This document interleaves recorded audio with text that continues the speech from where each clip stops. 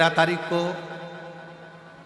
रात्रि को होली जलेगी, 14 तारीख को खेली जाएगी। हमारे सीहोर में कुबरेश्वर बाबा के सुंदर आनंद में 5 मंदिर में हम भी केसरिया जल चढ़ाने के लिए बाबा को जाते हैं। महादेव की होली सीहोर में मनाते हैं। वो 15 मार्च की रहेगी। 3 जगह पर भस्म को जरूर लगाएं। भगवान विष्णु देव ऋषि नारद से कह रहा है 3 जगह। पहला मस्तक, भुकुटियों के बीच में आज्ञा चक्र होता है। यहां पर जब भस्म का तिलक लगाया जाता है तो व्यक्ति कभी धोखा नहीं खा सकता, कभी भटक नहीं सकता, मार्ग निश्चित कर लेता है। आज्ञा चक्र, गले के नीचे जो खड्डा होता है उस जगह पर विशुद्धि चक्र होता है। शिव महापुराण की कथा करिए, यहां विशुद्धि चक्र है। शरीर को फाड़ोगे तो कोई चक्र नहीं मिलना, पर केंद्र बिंदु विशुद्धि चक्र का होता है।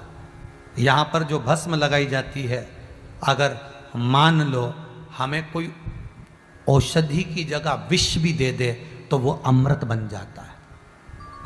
तो यहां विशुद्धि चक्र, जहां भस्म लगे। तीसरा, वक्षस्थल, जहां पर अनाहत चक्र होता है।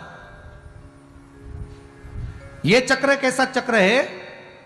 अगर कोई व्यक्ति आपसे नफरत करता है, कोई व्यक्ति आपके लिए अपशब्द कहता है, कोई व्यक्ति आपसे नफरत करता है, अनाहत चक्र पर त्रिपुंड लगाकर, अनाहत चक्र पर भस्म रमाकर अगर आप उससे 2 या 3 बार मिल लीजिए, कितना भी विरोधी होगा वो आपके पक्ष में आ जाएगा। अनाहत चक्र 3 चक्र हैं, आज्ञा चक्र, विशुद्धि चक्र, अनाहत चक्र। और ये 3 चक्र पर लगी हुई भस्म जीवन का सुख दे जाती, जीवन का आनंद। एक चीज और ध्यान करिए महाराज, जिस लड़का और लड़की का विवाह नहीं होता, मंगल हो गया, शनि हो गया, राहु केतु हो गया, या विवाह नहीं हो रहा है, उसके लिए भी कहा जाता है कि कहीं से आप प्रयास करिएगा, कहीं से अगर मौका मिल जाए, कहीं से आपको किसी रूप में अगर चांदी का पत्रा मिल जाए, चांदी का थोड़ा सा पत्रा, कोई वो कहते हमारे यहाँ बर्क कह देते, पर असली चांदी की बर्क चाहिए। आजकल तो भगवान पे भी जो बर्क लगाई जाती है वो भी नकली है। असली चांदी की बर्क, उसको जलाकर उसकी जो भस्म तैयार करी जाती है, चांदी भस्म जो तैयार करी जाती है, उस भस्म से लड़का हो लड़की हो जिसका विवाह नहीं हो रहा हो, उसके हाथ में वो भस्म लगवाकर और बीच में हल्दी की एक बिंदी लगाकर शंकर के शिवलिंग का लेपन करा दिया जाए महाराज, उसका लेपन करा दीजिए। 3 से 3.5 महीना रुकिए, 3.5 महीने के अंदर उसका विवाह संबंध पक्का हो जाएगा। भले मंगल हो, राहु हो, केतु हो, शनि हो, कुछ भी, उस भस्म का ये प्रमाण। कई लोग भस्म को भभूति भी कहते हैं, वो भभूति अलग हो गई, वो भभूति हो गई जादू टोना वाली भभूति, ये तो वो भभूति अलग हो गई, उसका कोई यहाँ वो उसका प्रमाण है अलग, परंतु यहाँ भस्म का प्रमाण, यहाँ भभूति का प्रमाण शिव कथा में नहीं है। क्योंकि शिव रोग से मुक्ति देते हैं, तो रोग निवारण का एक तरीका है भस्म को धारण करना। भगवान विष्णु कह रहे हैं देव ऋषि नारद, ये भस्म तुम्हारे जीवन को सुख दे जाएगी। होली में मोटे मोटे ढूंढ जलाए जाते हैं। ढूंढा की राख तैयार होती है, उसका कालापन जो तैयार होता है उसको उठाकर ले आए और कपड़े में उसको छान कर राख तैयार कर 3-4 बार छानने के बाद उस भस्म को, जो होली महादेव की होली के दिन रात के समय 12 बजे से 1 बजे के बीच में शिव जी को समर्पित कर देता है और उस भस्म को उठाकर उसमें घी मिलाकर मस्तक पर तिलक लगाकर चले जाता है। वो जिंदगी में कभी हार नहीं सकता, विजय ही पाकर आता है। उसकी कभी हार नहीं हो सकता, कभी हार नहीं सकता। शिव महापुराण की कथा कहती है वो भस्म विजयता को प्रदान करती है। आपको किसी से नहीं कहना, किसी के हाथ नहीं जोड़ना, केवल वो भस्म का तिलक लगाकर जिससे आपका काम निकालना है उसके सामने पहुंच जाइए, आपको सुख का अनुभव हो जाएगा, कार्य सिद्ध। तो भस्म इतनी प्रबल होती है। भस्म, थोड़ी सी भस्म यदि आपके पास में है, भस्म से मतलब होता है अलोना गोबर, अलोना गोबर जानना है आपने? यहाँ क्या बोलते हैं उसको? एक होता है गाय का गोबर जिसको हाथ से थापते हैं, थापा कंडा बन गया, वो नहीं। अलोनी गोबरी, गाय ने पौटा करा, वो सूख गया, उसको उठाया, जलाया, उसकी भस्म तैयार करी। वो भस्म शिवजी पे समर्पित होने वाली वो भस्म उस मिट्टी के अंदर डाली जाए। अलोनी गोबरी की जो भस्म होती है, गाय जो पोटा करती है और वो गाय का जो गोबर होता है वो सूख जाता है। सूखने के बाद जो उसकी भस्म होती है वो भस्म बड़ी काम की होती है। उसको जब जलाते हैं और जलाकर उसकी भस्म बनाते हैं तो वो बड़ी काम की रहती है, बहुत काम। हम तो यहां तक कहेंगे, जिस नारी के बच्चादानी के अंदर अगर गर्भ में गांठ हो गई है या बच्चादानी के अंतर्गत कोई भी परेशानी उसके जीवन में आ गई है कि डॉक्टर बोल रहा है कि आपकी ये ऑपरेशन कराना ही पड़ेगा, तो हम इस निवेदन को जरूर करना चाहेंगे कि प्रयास करिएगा। देसी गाय जब गोबर करे, पोटा करे और वो सूख जाए,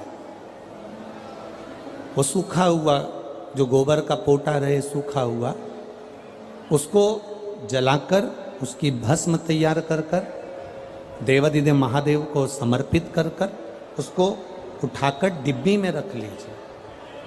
एक डब्बी में उसको रख लो और उस भस्म को 7 दिन तक लगातार थोड़ा थोड़ा सा उस भस्म को अपने उदर पर त्रिपुंड का भाव, उस भस्म से त्रिपुंड का भाव कि मेरा महादेव मेरे गर्भ की रक्षा करेगा, त्रिपुंड का भाव, और उसी भस्म को मुख में थोड़ा सा लेकर देवादिदेव महादेव के चढ़े हुए जल का आचमन करिए।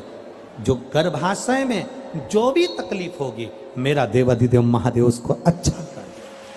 गर्भस्थ तकलीफ, गर्भस्थ, गर्भ में अगर आपके गर्भाशय में अगर कोई तकलीफ है तो वो गाय के गोबर की, देसी गाय के गोबर की भस्म हमारे जीवन को सुख दे रहे। और भी अच्छे से समझिए, मान लो आप त्रिपुंड का भाव भी नहीं रख सकते, उदर के ऊपर त्रिपुंड भी नहीं बना सकते, तो केवल भस्म को लेपन ही आप गर्भाशय पर अगर करेंगे तो बाबा उस पर भी कृपा करता है। ऐसा नहीं, शिव तत्व है में वो बल होता है कि भाग्य की रेखा को भस्म बदल देती है। ज्यादा तकलीफ हो तो भस्म शंकर को लगाओ और वही भस्म का त्रिपुंड मस्तक पर लगाओ। भस्म भाग्य की रेखा को बदल देती है। भस्म में वो बल होता है, रेखा को भस्म बदल देती है।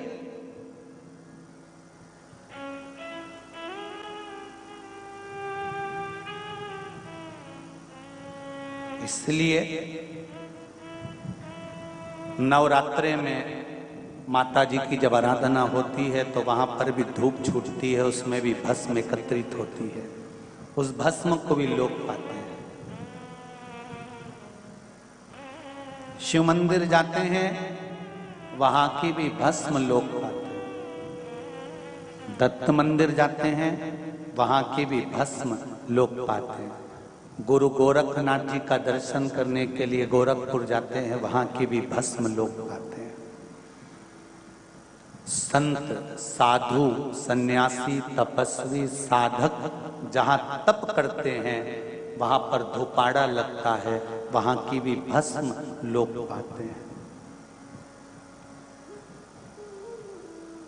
वहां की भी भस्म लोग पाते हैं।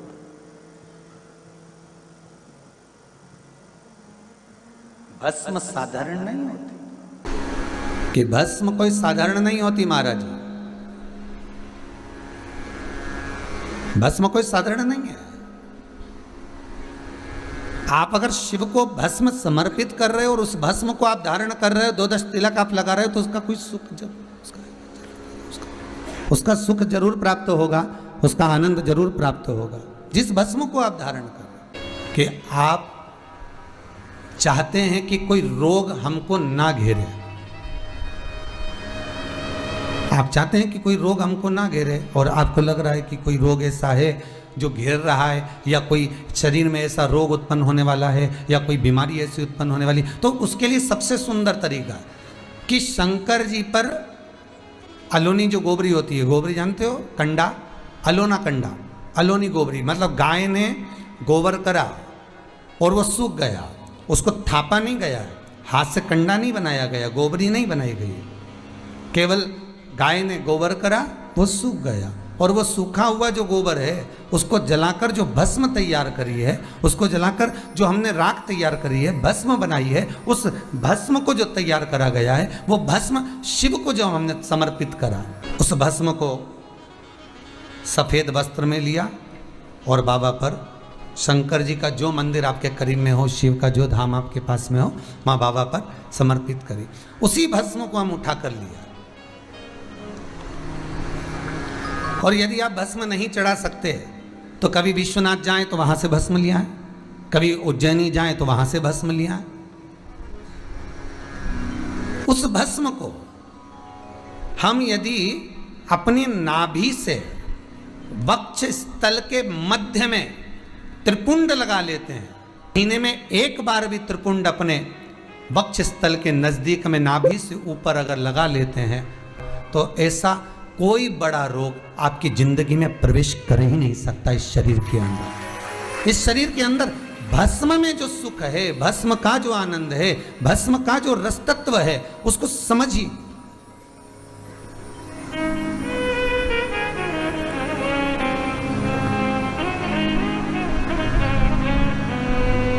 वो सहज और सरल नहीं है महाराज, वो भस्म का।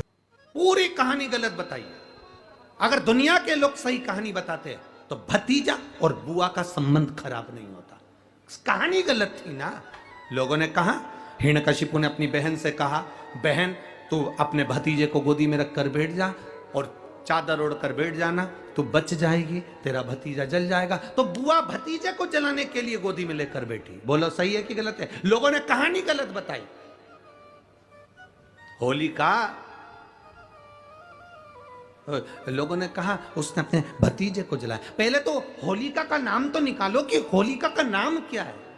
कथा वालों ने कह दिया हिरण्यकशिपु की बहन थी होलिका, वो अपने भतीजी प्रहलाद को गोदी में लेकर बैठ गई। वो प्रहलाद को हाथी के पांव के नीचे डाला, खोलते तेल में डाला, अग्नि में डाला, इसमें डाला, उसमें डाला, नहीं मरा। आखिरी में अपनी बहन से कहा होलिका तो अपने भतीजे को गोदी में लेकर बैठ जा। पहले उस होलिका का असली नाम तो लाओ, जिस होलिका का नाम विष्णु पुराण में डूंडा लिखा है। क्या नाम लिखा है? डूंडा।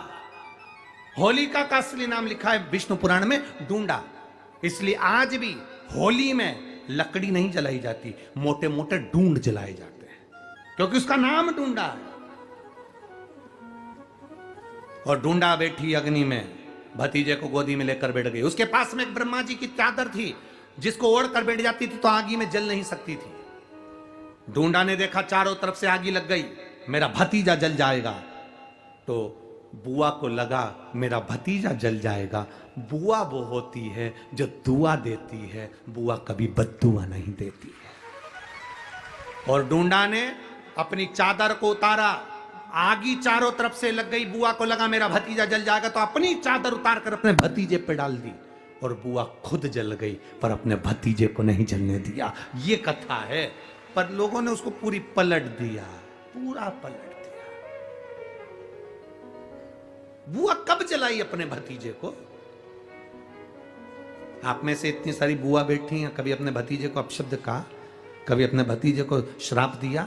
कभी अपने भतीजे को बद्दुआ दी? नहीं। जब भी बोलती हो मेरा भतीजा खूब फले फूले, भगवान कृपा करे मेरे भाई जैसा नाम कमाए, मेरा भैया कितना नाम कमाता वैसा मेरा भतीजा नाम कमाए। तो शिवालयों में शंकर जी शिव मंदिर के अंदर चंदन का जल 1 लोटा अवश्य चढ़ाएं, महादेव की होली अवश्य मनाएं। आ रहा है उस फागुन के त्योहार में मेरा देवाधिदेव महादेव माता पार्वती के साथ होली खेलता है, मेरा कृष्ण कन्हैया राधा रानी के साथ होली खेलता है। आप भी अपने इष्ट मित्रों के साथ होली खेलिए और दिल से खेलिए। अरे सीहोर में, सीहोर जिले में एक होली होती थी, उस होली का नाम हमने पिछली बार बदल दिया था। कौन सी होली कर दी थी? महादेव की होली। पिछली बार हमारे सीहोर जिले में हमेशा होती आई थी वो होली, थोड़ा उसका नाम हमने चेंज कर दिया था, तो उसको महादेव की होली कर दिया था। मेरे सीहोर जिले के रहने वाले सभी रहवासियों से, जिले भर के निवासियों से निवेदन करना चाहूंगा, वो पुरानी होली को बंद कर महादेव की होली नाम दिया गया है। शिव मंदिर में जाना है, चंदन का जल शिव जी को 1 लोटा चढ़ाना। एक बात अपनी जिंदगी में उतार कर रखो, शंकर भगवान को घी का दिया भी लगाओ तो तुम्हारे घर में जो असली घी हो, थोड़ा सा भले 1 पत्ती लगाओ,